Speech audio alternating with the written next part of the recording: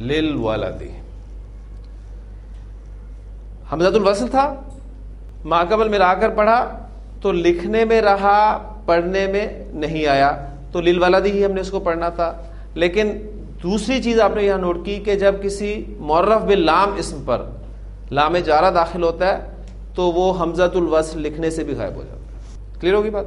یعنی کسی الف لام والے اسم پر جب آپ لام جارہ داخل کرنا چاہتے ہیں تو پھر تبدیلی کیا آئے گی لفظ میں, وہ حمزۃ الوصل لکھنے سے بھی غائب ہو جاتا ہے. اس کی ایگزامپل قرآن مجید کی آپ ابتدائی آیات میں آپ کو سورۃ البقرہ میں ملیں گی.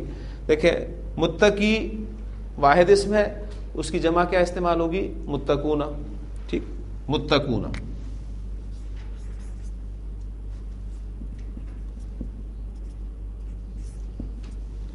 اس پر آپ الف لام داخل کریں تو کیا بن جائے گا؟ یہ المتقون. اب اس پر آپ لام جارہ داخل کرنا چاہتے ہیں تو کیا بن جائے گا؟ لل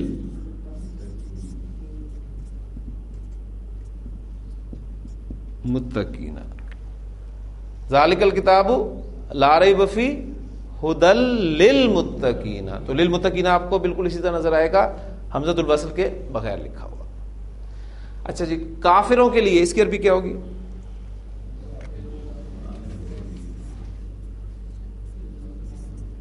لل کافرین. لل کافرین, لوگوں کے لیے.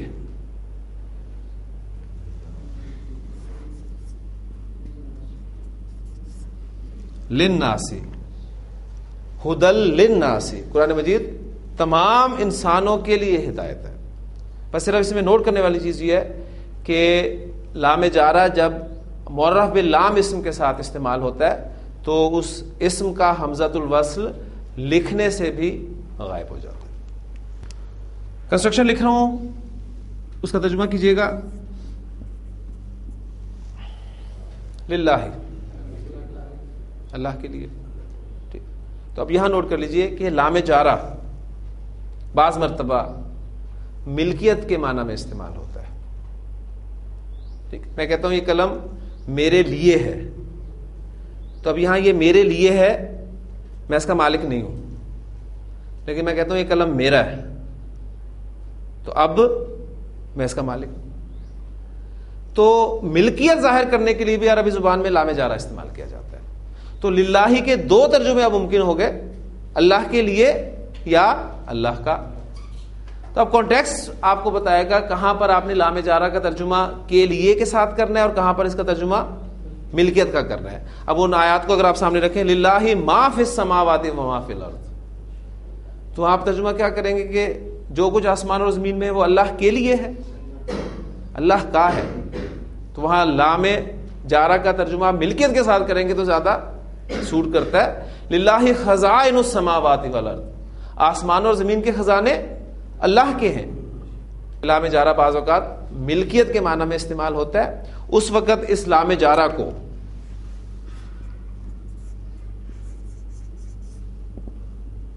لام تملیک کہتے ہیں.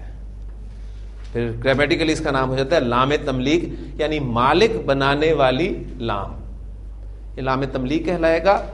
ہے لام جارہ ہی, لیکن ملکیت کے معنوں میں استعمال ہوگا تو لام تملیک کہلاتا ہے. اب ہم اس سے آگے چلتے ہیں اپنے چھٹے حرف کی طرف. آپ نے دیکھا کہ 5 حروف جو ہیں یہ ایک ایک حرف پر مشتمل ہیں. اب آگے ہمارے جو حروف آئیں گے وہ 2 حروف پر مشتمل ہوں گے. اس میں پہلا حرف ہے ہمارا فی.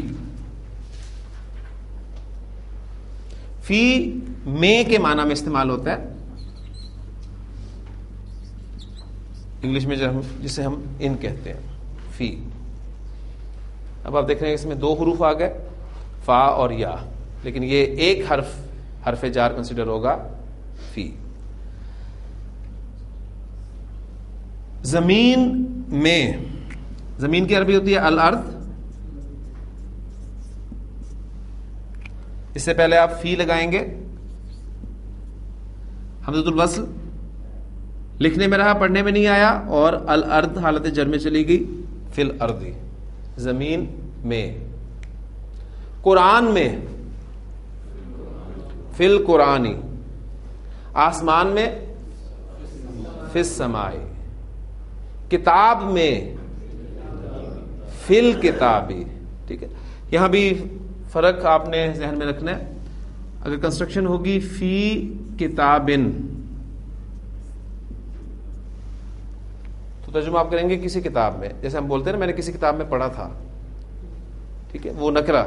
جب آپ کہتے ہیں کہ میں نے کتاب میں پڑھا تو وہاں پر کنسٹرکشن ہوگی فی الکتابی، کتاب میں. اب ساتھ ایک چیز آپ اور بھی نوٹ کر رہے ہیں کہ جب ملا کر پڑھا جائے گا تو یہاں پر جو علامت سکون ہے وہ ہٹ جاتی ہے اور فا کی زیر کے ساتھ ہی اسے ملا کر آپ پڑھ لیتے ہیں فی الکتابی.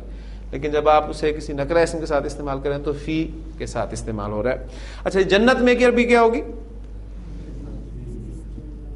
جنت میں فی الجنتی، جہنم میں فی جہنما. کوئی جہنم اسم آپ کا غیر منصرف اسم ہے، لہذا فی کی وجہ سے یہاں حالت جر میں ہم اسے مانیں گے فی جہنم، جہنم میں. آسمانوں میں فی السماواتی، ٹھیک، آسمانوں اور زمین میں فی السماواتی والارضی. یہ کنسٹرکشن آپ کو اکثر قرآن مجید میں لکھی ملے گی. 7واں اور 8واں حرف ہم اکٹھا پڑھیں گے. یہ من اور ان ہے، دو حروف ہیں من اور ان. یہ دونوں حروف سے کے معنی میں استعمال ہوتے ہیں، ٹھیک، جسے ہم انگریزی میں فرام کہتے ہیں. اب سے کے لیے من استعمال کرنا ہے یا ان استعمال کرنا ہے؟ ہمارا اسکوپ چونکہ قرآن مجید کو پڑھنا ہے، لہٰذا ہمیں قرآن مجید میں من اور ان لکھے ہوئے ملیں گے، اس لیے ہمیں ٹینشن لینے کی ضرورت نہیں ہے. ہاں، اردو سے عربی بھی کرتے ہوئے جو ہے آپ کے ذہن میں سوال پیدا ہو کہ یہاں من استعمال کروں یا ان استعمال کروں، تو وہ ان شاء اللہ تعالیٰ ایگزامپلز آپ کے سامنے کوئی آئیں گی تو میں بتا دوں گا.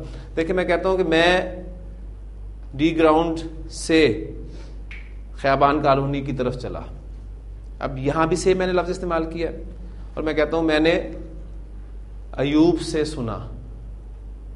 اب یہاں بھی سے استعمال کیا، ٹھیک. یہاں دونوں جگہ پر میں نے سے لفظ استعمال کیا، لیکن پہلی جگہ پر میں من استعمال کروں گا کیونکہ یہ ابتدائے فعل کے لیے آتا ہے. اصل میں جہاں سے آپ کے فعل کی ابتدا ہوتی ہے اس کا آغاز ہوتا ہے، وہاں کے لیے من استعمال ہوتا ہے. اور یہ دوسرا ہے سے، اس کے لیے ان استعمال کریں گے. اس کی ایگزامپل میں آپ کے سامنے بھی رکھتا ہوں. پہلے من کو سامنے رکھیں، پھر ان کی ایگزامپل بعد میں آئیں گی. جی، مکہ سے. مکہ کی عربی کیا ہوتی ہے؟ مکہ تو. آپ کہنا چاہتے ہیں مکہ سے. ہاں، جس سے پہلے آپ لگائیں گے من.